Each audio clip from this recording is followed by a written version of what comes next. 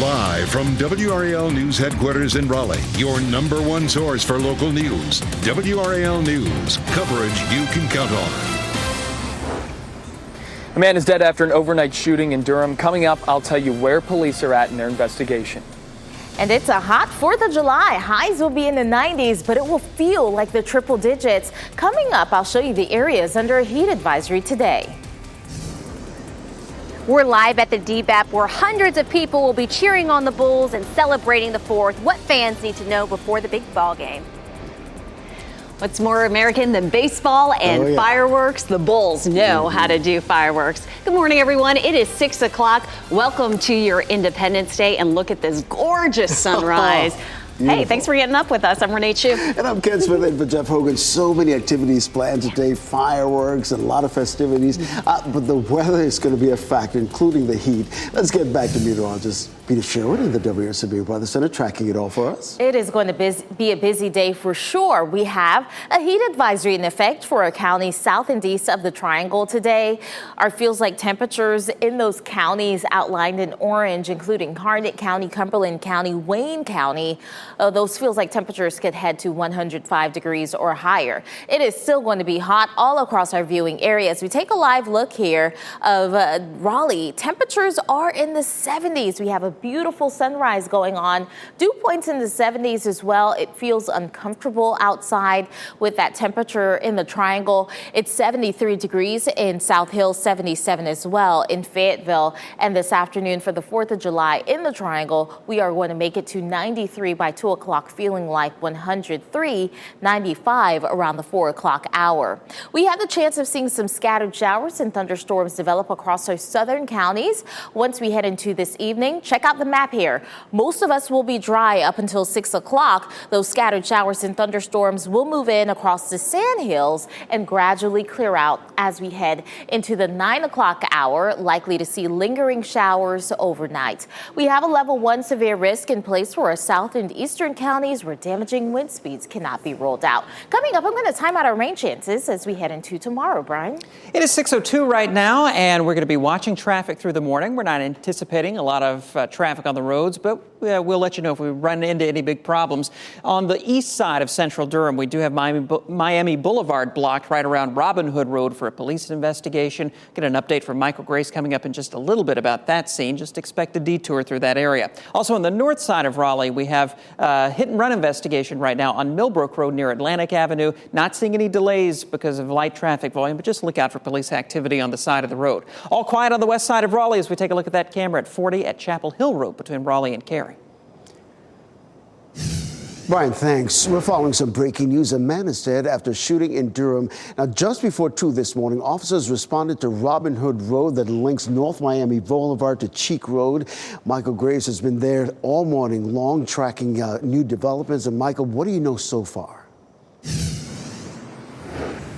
Yeah, well, Ken, we actually haven't seen investigators for about over an hour. They've been inside the mobile command center going over this pretty large crime scene. I want to get you to video of what it looked like earlier this morning. This is right around 3 in the morning. You can see that 100-yard stretch of Miami Boulevard blocked off, focusing there on that corner house on Robin Hood. The main focus, though, and in that garage where the man was shot, a number of evidence markers right outside the garage, and investigators are going in there with flashlights, also questioning any witnesses in the area nearby. And that other image that you see there, the moment the loved ones of that man find out the news, just heartbreaking scene to watch. And right now we're still trying to find out from police if they have anybody in custody at this time. Live in Durham, Michael Grace, WRAL News. We're following more breaking news. A man is dead after being hit by a tractor trailer on I-95 in Johnston County. This happened around 1:30 this morning. Authorities say the man was driving down the service road next to I-95 when he veered off the road and hit a tree. He then started walking across the interstate when he was hit by the tractor trailer in the northbound lane. Authorities say the driver of the truck will not face charges. Another crash happened later when a second tractor trailer hit a fire truck while trying to merge. No one was hurt in that crash. All lanes of I-95 are back open. Also breaking overnight, we now know one person died in a shooting that led to a chaotic scene in Roanoke Rapids. Police gave us that update just before 2 this morning. Police say the shooting happened at Madison Street and 2nd Street about 9 o'clock last night. Officers found 26-year-old Jeremy Motley in the roadway. Police also found a car went through a wooded pathway to Jackson Street where it hit another car head-on. 2 more people were found shot inside the car that went through the woods. Now, all 3 gunshot victims were taken to the hospital. Motley was pronounced dead. Another man, 27-year-old Trayvon Fleetwood, was taken to Greenville for further treatment. The third man, 27-year-old Jaquan Harris, was treated at the hospital. Now, 2 people who were in the car that was crashed into also ended up in the hospital. There will be a big 4th of July crowd at the DBAP tonight, where you are looking live this morning. The Bulls will be playing America's Pastime before one of the Triangle's most anticipated fireworks shows. WRAL's Kelsey Coffey joins us live with the preparations for tonight's big show and all the fun that's in store. Kelsey, happy 4th of July. Hey, good morning and happy 4th to you. I know that it's only about 6 o'clock in the morning, but looking at this view here, doesn't it make you think about hot dogs and Cracker Jacks and a nice big bottle of Coke? Well, if your mind is that way, you can come out tonight. The gate will open at 5:30. The first pitch is at 6:35. The Bulls are going head-to-head with the Norfolk Tide and will close out the game with a fireworks show. Check out this video of last year's fireworks. Tickets are still available for tonight's game. They're also giving out some red, white, and blue swag tonight. If you come to the game, you can get a rally towel specially made for the 4th. This is like our Super Bowl in baseball. We absolutely love it. The 4th of July, hot dogs, baseball, cold drinks, fireworks. I don't know what's better than that, honestly, right? And if you're coming to the game tonight, you have a lot of options for parking between the American Tobacco campus and City of Durham parking decks. This is the perfect way to spend the 4th with your family. Kelsey Coffey, WRAL News, live in Durham. Well, the city of Fayetteville will celebrate Independence Day tonight with 2 events. A block party is happening from 7 to 10 tonight on Maxwell Street. It will include live music, food vendors, and a beer garden. And over at Festival Park, the Fayetteville Symphony Orchestra will present their Independence Day concert. Gates open at 6 and the concert gets underway at 7:15 with fireworks to follow. Wake Forest's July 4th celebrations get started this morning with the town's annual Kids Parade.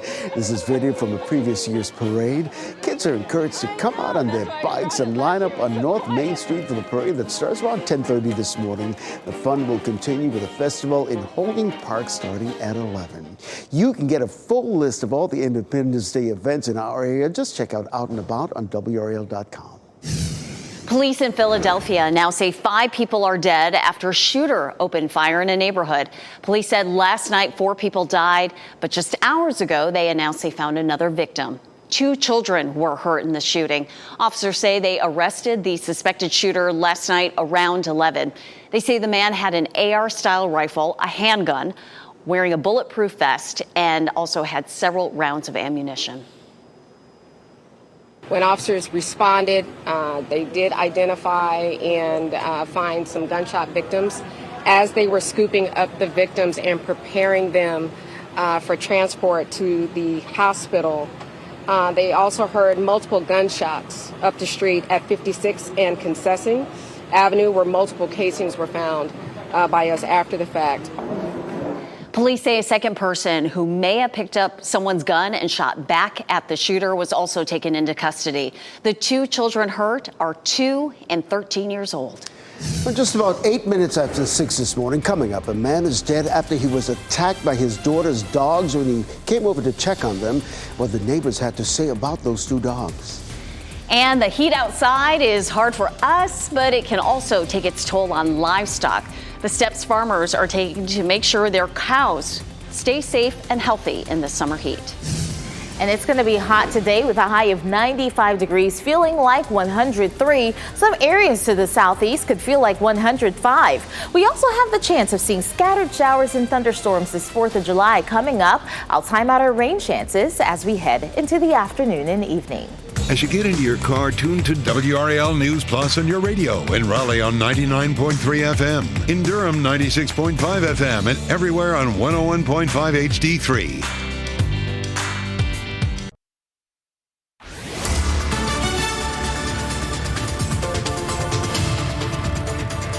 Welcome back, everyone. What a gorgeous start this morning as we take a live look at Durham. A lovely sunrise going on. Look at that magenta and golden shadings that are filtering in across the Bull City. We have temperatures that are very warm this morning. 77 degrees out there in the Triangle, 73 in South Hill, and 68 degrees for Roxborough right now. Come this afternoon, you know, there's no other way to put it. It's going to be hot. 95 will be the afternoon high. You factor in the humidity, we're going to feel like 103 degrees today. We do have the chance of seeing some scattered showers and thunderstorms for this evening. It's going to be confined across the Sand Hills. We're looking at a 30% chance of rain as we head into the 6 o'clock hour, and some could be strong to severe. We're going to time that out coming up. 6:12 right now. Let's take a quick look at your major approaches into Durham with those live sensor readings out of Raleigh on 40 westbound. No delays coming in from Wade Avenue, and out of Chapel Hill on 40 eastbound. Also looks good from 15501 out to the 885 interchange. I-85 itself also looks fine as you head through North Durham between Hillsborough and Butner. Taking a look around the rest of the Triangle, a hit-and-run investigation up on Millbrook Road at Atlantic Avenue. Otherwise, it is quiet around Wake County. Renee. Thanks, Brian. A 67-year-old man is dead after being brutally attacked by two dogs. The Johnson County Sheriff's Office says Anthony Bastardi was mauled to death outside this home on Edelstone Court. He was reportedly there to check on the dogs while his daughter and her family were out of town. Authorities say the dogs' breeds were a Bull Terrier and a Cane Corso. A Wilson's Mills police officer shot and killed the dogs. Several neighbors told WRAL the dogs never appeared aggressive when in the neighborhood. Well, State Highway Patrol troopers recovering this morning after collapsing from the extreme heat. Witnesses tell WRAL the trooper passed out just before 11 yesterday morning after pulling into Poor Boys General Store in Nightdale on his motorcycle. Witnesses say someone used the trooper's own radio to call for help after 911 calls went unanswered. Now, we pressed the city of Nightdale about this. A city spokesperson says one of the callers hung up. The second call was answered and a dispatcher sent help. WRAL is pushing for answers this morning after Carowinds says it performs daily inspections of rides, but somehow missed a large crack on the side of a popular roller coaster. This is new video of state inspectors at the theme park on near Charlotte on Monday. They showed up days after a man spotted a large break on a beam on the Fury 325 coaster. The ride was eventually shut down after the video went viral online. Another guest shared a photo from nearly a week before showing what appears to be the start of the fracture. They looked closer at their photo after that video was released. Carowinds did not have anything to say yesterday. Happening now in the WRAL Live Center, a very tragic end to 4th of July celebrations last night in Michigan. Our local NBC affiliates here are reporting that one person was killed, several others injured after a fireworks explosion at a home last night. The sheriff's office did confirm that a 43-year-old woman had died in the accident, and this happened about 30 miles west of Grand Rapids here, just east of Lake Michigan. Again, several people injured, 9 people injured, 1 person dead from a fireworks explosion. It's unclear if this was caused by a manufacturing fault or by user error. Police say 9 people were taken to the hospital with conditions ranging from minor to critical. This is a story that we'll continue to follow. A former employee of Ocean Gate warned years ago about the potential disaster of the Titan submersible. That's according to a report in The New Yorker. David Lockridge emailed a coworker back in 2018 saying he was worried the company's CEO would, quote, kill himself and others in the quest to boost his ego. Ocean Gate's CEO Stockton Rush was one of 5 people on board the submersible when it imploded near the wreck of the Titanic last month. Lockridge inspected every major component of the sub and found that glue was coming away from the seams of the ballast bags. You had mounting bolts threatening to rupture things, ceiling faces that had errant plunge holes, O-ring grooves that deviated from standard parameters. Everything that could go wrong was sort of going wrong. Well, Lockridge had legal issues with Ocean Gate after filing for wrongful termination. He claims he was fined for raising concerns about the submersible's safety. It's no secret the heat is taking a toll on people, pets, even livestock. Heat can be especially hard on the state's dairy cows. The dairy industry generates more than $10 billion every year in North Carolina. When the temperature rises, farmers have to make sure their cows have access to shade, plenty of water, minerals, and more. Dairy cows don't really need the shelter from the rain. They need the shelter from the sun. They overheat very easily. Without shade, the cows can overheat and lose their calves. Diseases can also be harder to detect. The Triangle is not under a heat advisory today, but that doesn't mean it's not going to be hot. Peter Sherwood in the WRAL Severe Weather Center.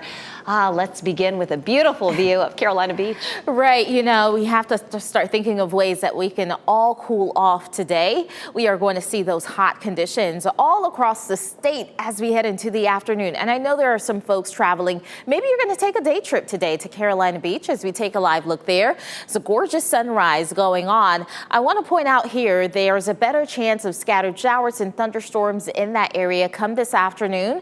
Heading into the evening, temperatures are going to range in the 80s along the coast, 88 degrees for the high temperature at Nags Head, 87 at Atlantic, and Wrightsville getting to 84 degrees. There is the potential for rip currents as we head through the afternoon. If you're not heading to the coast, but you have family that is at the beach, give them a call. Let them know there's a moderate to high rip current risk in place along the coast today. They want to make sure that they are taking it easy out there. We are going to see that persist into the afternoon and evening. That will likely continue into tomorrow. We have a cold front that's across the state of North Carolina, and this cold front, depending on where it sets up today, will produce some scattered showers and thunderstorms ahead of it. Notice here as we head into 6 o'clock, those areas to the south and east of the Triangle will have the better chance of seeing scattered showers and thunderstorms develop. So if you're in the Sand Hills and you have a cookout going, I say wrap things up by 6 o'clock. Some of those storms are going to be moving in, and we are going to see lingering showers as we head into tonight for that area, likely to stay dry as we head into 12 o'clock leading into 6 o'clock. This front will stay with us into tomorrow. We'll start the day with a lot of cloud cover, and by the afternoon, this stationary boundary will develop, and we have better coverage of scattered showers and thunderstorms as we head into the afternoon. Leading into the evening, those showers and thunderstorms will likely clear out as we head into the overnight hours, and we have another chance of rain with this area of low pressure developing on Thursday. So today we have a level 1 severe risk in place for our region. That's mainly for our south and eastern counties, and then heading into tomorrow, a level 1 risk for all of us as coverage and storms will grow. We have a heat advisory in effect. That heat advisory for our south and eastern counties today, feeling upwards of 105 degrees in those spots under that heat advisory. Now, regardless of being under a heat advisory or not, it's still going to be a very hot day. 77 the current temperature out there in Raleigh, and if you're heading to the cookout today, 95 will be the high, but in the Triangle, it will feel like 103 degrees. And if you're heading out to the Durham Bulls Independence Day celebration, we are going to see those temperatures to start in the 90s, cooling off into the 80s. Tomorrow's going to be hot again with a high of 91. We're going to stay in the 90s for the rest of our 7-day forecast with each and every day tracking scattered showers and thunderstorms. Brian? Peter, as you might guess, on July 4th, we are not seeing too many problems on the roads. Very light volume this morning. We do have that police investigation out on the northeast side of Durham. Miami Boulevard partially blocked right around Robin Hood Road. Look for a detour in that area and perhaps some delays. Also on the north side of Raleigh, a hit-and-run investigation right now on Millbrook Road at Atlantic Avenue. Wrapping up, but you could see some police activity on the side of the road. Brian, thanks. Well, the state trooper is recovering after he was shot last night. What authorities say led to the shooting and the trooper's actions to defend himself. Plus, parents of this 9-year-old boy trained him well. Coming up, the moments he sprung into action to save a little girl's life when she was drowning at a pool. And heading to break, take a look at your screen. You'll see your winning lottery numbers.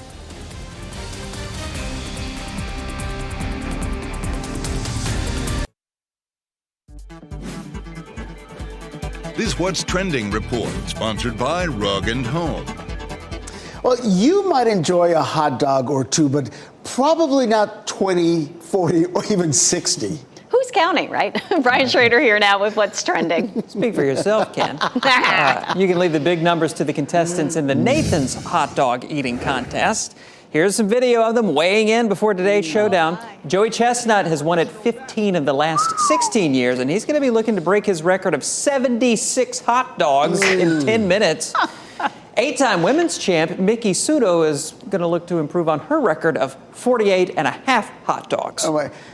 I'm always amazed when I check out these eating contests because they make quite a bit of money with the contests and the endorsements. They make like 6 figures a year doing that. Oh, yeah, there is a definite financial incentive, but I can't watch it when they actually scarf down the hot dogs. Yeah, we had a local hot dog eating contest here on Fayetteville Street one time. I could not even keep my own hot dog down. It was so bad. Like, no thanks.